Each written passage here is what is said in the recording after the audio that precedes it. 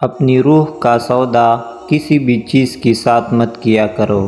یہ واحد چیز ہے جو تم اس دنیا میں لے کر آئے ہو اور صرف اسی ہی سے واپس لے کر جاؤ گی۔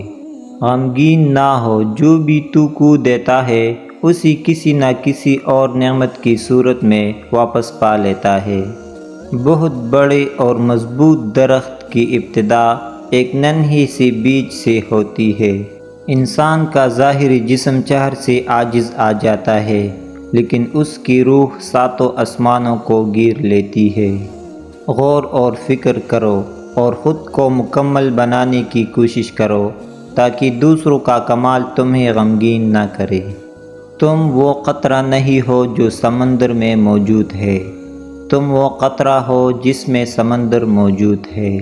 زندگی کو ایک امانت کی طرح گزارو، ایک نہ ایک دن یہ اپنے مالک کو واپس کرنی ہے۔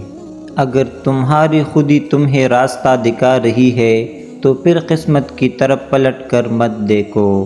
اچھی صورت دل کو متاثر کرتی ہے جبکہ اچھی سیرت روح جیت لیتی ہے۔ محبت کے علاوہ جو کچھ تم دیکھتے ہو وہ ہمیشہ نہیں رہتا۔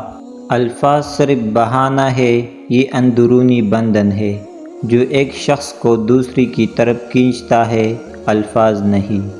ہر خیال سے خود کو خالی کر لو اور اس کے بارے میں سوچو جس نے خیال کو بنایا ہے۔ ہر انسان کو کسی نہ کسی مقصد کے لیے بنایا گیا ہے اور اس مقصد کو پورا کرنے کی خواہش اس کے دل میں ڈال دی گئی ہے۔ لوگ کیا کہیں گے، یہ ایسی گھٹیا سوچ ہے جو اللہ کا ڈر نکال کے لوگوں کا خوف ذہن پر غالب کر دیتی ہے۔ حقیقی سکون صرف اس وقت ملتا ہے جب آپ تنہائی میں خدا سے لو لگاتے ہیں۔ اپنی زندگی اس کی حوالے کر دو جس کا پہلے ہی تمہارے سانسوں اور لمحوں پر اختیار ہے۔ اگر تو چاہتا ہے کہ دن کی طرح روشن ہو جائے تو اپنی ہستی کو اپنے دوست کے سامنے جلا ڈال۔ لوگ خودی اور انا میں مبتلا ہے، روزی کی فکر میں لگے ہے مگر روزی دینے والے سے غافل ہے۔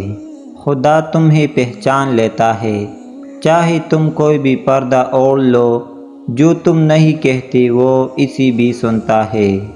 جہاں پانی گرتا ہے وہاں سبزہ اگتا ہے، مگر جہاں آنسو گرتے ہیں وہاں رحمت اترتی ہے۔ دوستی کی کشتی میں پہلا سوراخ شک کا ہوتا ہے۔ تقدیر کی لکھی سے چھٹکارا حاصل کرنے کا راستہ فقط عاجزی اور انکساری ہے۔ خدا جب کسی بدبخت کو دکھ دینا چاہے تو وہ بدقسمت ناشکری کا راستہ اختیار کر لیتا ہے۔